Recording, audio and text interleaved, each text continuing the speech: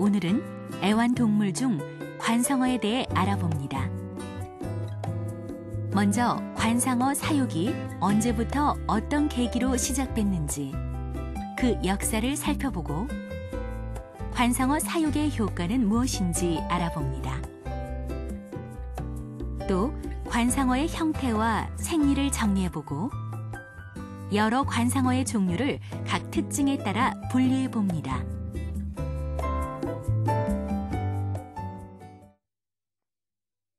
여러분 안녕하십니까? 오늘은 지난 시간까지는 주로 애완동물의 병 중에서 특히 애견의 병에 대해서 공부를 했고, 이어서 햄스터를 공부를 했습니다. 햄스터는 조용하고 냄새가 없고 또 사람과 잘 친하고 그래서 인기가 있는 애완동물이고, 특히 어린아이들이 좋아하는 그런 애완동물이었습니다. 이 시간에는 관상어에 관한 내용으로 내용을 꾸며봅니다. 그래서 2시간 동안의 관상어에 대한 내용이 되는데, 제일 먼저 관상어의 사육 역사에 대해서 같이 알아보도록 하겠습니다.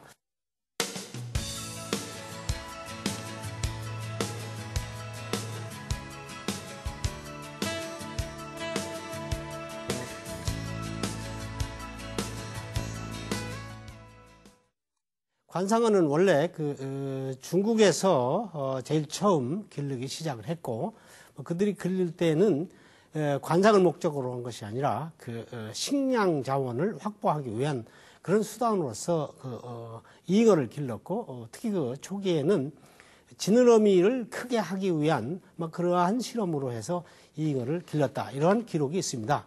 그 뒤로 일본을 거쳐서 이제 유럽, 미국으로 건너가 가지고 오늘날과 같은 이러한 관상으로서 발전하게 되어 있습니다. 제일 처음에 이러한 관상어를 기르기 위해서는 수족관이 무엇보다 중요합니다.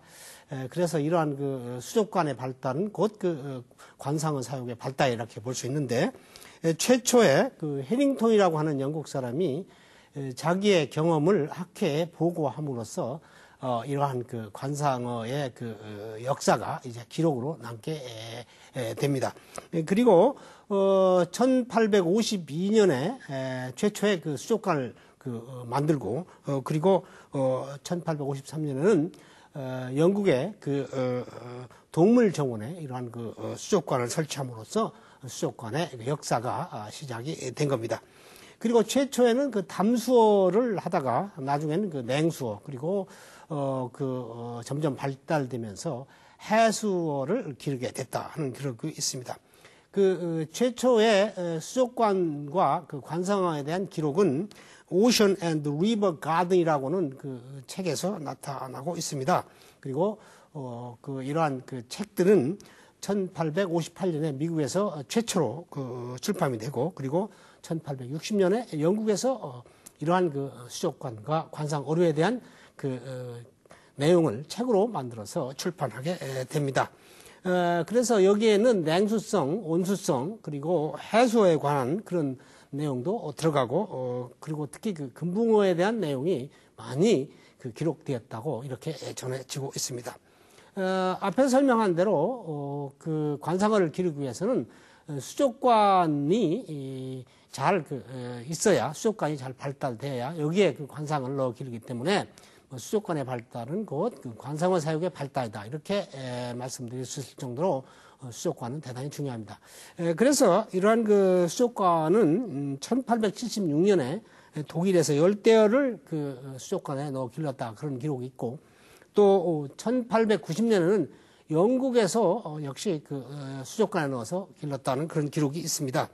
이러한 수족관이 발전하게 된 계기는 제2차 대전에 발전했는데, 특히 아연 도금이라든가 스테인레스라든가 그 밖에 접착제로서 실리콘 같은 것들이 발달됨으로 해서 이제 유리를 잘 붙이고 또 금속재를 잘 붙여가지고 어항을 제작하게 됨으로 해서 이러한 관상어가 발달됐다, 이렇게 되어 있고요. 특히 아크릴제 수로를 발달함으로 해서 다양한 모양의 수족관을 만들게 됐고, 또 고기가 살아가기 위해서는 이제 산소가 필요하고 또 온도를 맞춰줘야 되는데 이런 것이 히터라든가 그 밖에 펌프 이런 것들의 제작과 함께 발전하게 됐다 이렇게 되어 있습니다. 또 뿐만 아니라 이러한 수족관의 발달과 관상어류의 가 발달됨으로 해서 이제 양식업 발전의 하나의 계기가 됩니다. 즉 수족관을 통해서 여러 가지 고기 사육에 필요한 기초 데이터를 많이 얻게 되고 이것을 양식어에 적용시킴으로 해서 양식업이 획기적으로 발전하는 그러한 모태가 바로 이러한 수족관의 발달 또 관상어 사육의 증진을 통해서 이루어졌다 이렇게 설명을 드릴 수가 있겠습니다. 우리가 관상어를 사육함으로써 얻을 수 있는 효과는 뭐 여러 가지가 있겠습니다만 크게 교재에도 뭐 3가지 정도로 나와 있습니다. 먼저는 정서적인 효과가 되겠습니다. 불쾌하고 그 다음에 서두르고 또 이제 스트레스를 받게 되면 박동수가 많아지게 되는데 수초에서 유영하는 물고기를 보면서 이제 마음이 가라앉고 고요해지고 그래서 이제 안정된다라고 하는 것이 이것이 바로 정서적인 효과라고 볼 수가 있겠습니다. 여러분들이 치과에 가서 이제 치료를 받기 전에 치과에 있는 수족관에 있는 물고기를 봄으로써 마음이 가라앉아 가지고 이빨을 발치한다거나 혹은 치료하는 데 대한 공포심이 줄어들게 되고 또 지하철을 거니다가 지하철 구내에 설치되어 있는 그러한 큰 금붕어 같은 것을 봄으로 해서 서두르는 마음이 정지가 되고 마음이 가라앉는 이런 것을 경험할 수가 있겠는데 이런 것들이 바로 관상어를 사육함으로써 얻을 수 있는 정서적인 효과다 이렇게 설명을 드릴 수가 있겠습니다. 두 번째는 보건적 효과가 됩니다. 즉 실내에 수분이 약 60% 정도가 있을 때에 건강에 좋은 이런 수분 상태가 되게 되는데 너무 건조하게 되면 여러 가지 병이 있게 되죠. 그래서 아토피 같은 것들 이런 것도 원인이 하나고 특히 간기 같은 것도 너무 건조함으로써 이루어질 수 있는 것인데 수족관을 설치함으로 해서 자연적으로 물이 증발돼서 실내에 있는 수분을 맞춰줌으로 해서 이것이 하나의 보건적인 효과가 있게 된다. 이렇게 설명을 할 수가 있는 겁니다. 세 번째 효과로서는 그것은 하나의 교육적 효과가 되겠죠. 그래서 물고기를 기르면서 여기서 이제 새끼를 낳게 되고 또 이들이 자라는 모습들 그리고 수초가 이제 자라는 모습 이런 과정을 통해서 동물의 생명의 신비 같은 거 이런 것을 느낄 수 있기 때문에 이것이야말로 애완동물을 기름으로써 얻을 수 있는 교육적 효과다 이렇게 설명을 할 수가 있겠습니다.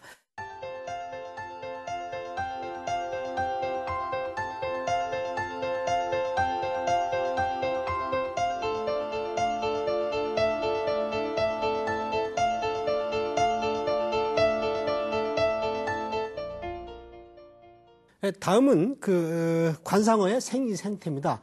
먼저 관상어의 모습인데 관상어는 약 3억 5천만 년 전에 지구상에 나타나가지고 어류가 되겠죠. 있는데 현재 약 2만 5천 종 정도가 있다고 합니다. 그런데 실제로 관상어로서 이용되는 것은 100 내지 200종밖에 되지 않는데 이들의 모습은 거의 여러분들이 현재 화면에 보시는 바와 같은 그런 모습을 보고 있습니다. 아감이라든가 각종 지느러미 뭐 이런 것들이 주로 있고 그리고 내장도 있어서 이런 내장에서 역시 사료를 소화하고 그리고 영양분을 흡수하는 이런 체제로 되어 있습니다.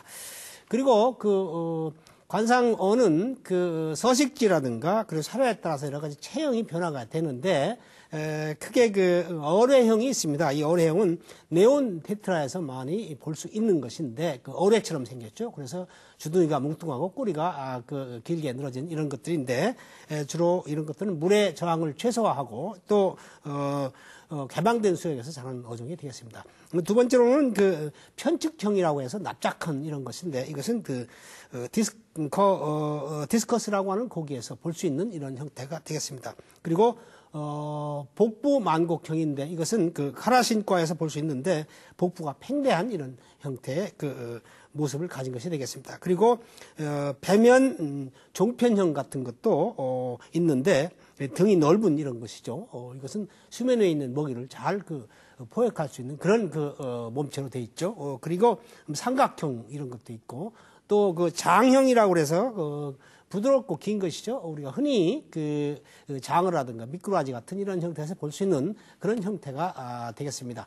또 이러한 것들은 여러 가지 입의 형태도 역시 먹이라든가 서식지에 따라서 달라지는데 즉 작고 돌출한 이런 형태가 있는데 이것은 펜슬피쉬에서 볼 수 있는 그런 형태가 되겠습니다. 그리고 약간 돌출된 것 이것은 웨더 로우치라고 해서 미꾸라지 같은 이런 형태에서 볼 수 있는 것이고 또 상향으로 돌출된 것은 아초라고 하는 고기에서 그리고 약간 전방으로 돌출된 것은 램이라고 하는 고기 그리고 갈고 긴 것은 이것은 버드마우스 라세라고 해서 마치 새 잎과 같다 해서 이런 이름을 붙여 놓은 겁니다. 그리고 관상어도 이빨이 있습니다. 그리고 특히 경고러는 즉 딱딱한 뼈를 가지고 있는 이런 언어는 이러한 고기는 사람의 치아와 유사하다. 그리고 여기에는 악치, 구치, 그리고 이누치 세 가지 정도의 이빨이 있고 이것은 포획물에 따라서 달라진다 이렇게 보겠습니다. 물고기도 여러 가지 아름다운 색채가 있고 이것은 색소 때문에 이런 색채를 갖게 되고 이러한 색채를 갖게 된 것은 위장하거나 동족을 인식하거나 혹은 과시하기 위해서 이런 형태를 갖는다 이렇게 보겠습니다. 지느러미도 있는데 이것은 몸의 균형, 추진 이런 것을 하는데 골격과 연조로 되어 있고 지느러미는 여러 가지 지느러미에 따라서 역할이 다릅니다. 그래서 등지느러미는 수직으로 안전성을 유지하게 하고 또 뒷지느러미는 몸의 균형을 유지하는가 하면 가슴 지느러미는 키의 역할 그리고 브레이크 역할을 한다 이렇게 되어 있고요. 그리고 뼈 지느러미라는 것도 있습니다. 이런 것들은 공격하고 방어하고 또 암수 구분하는데 이런 뼈 지느러미가 이용된다 이렇게 보겠습니다. 자, 그러면 잠시 쉬어서 애완동물 플러스라고 하는 코너로 가보시겠는데요. 지금까지는 주로 개에 대한 내용이었는데 지금은 잉어에 대한 내용을 같이 살펴보시도록 하겠습니다.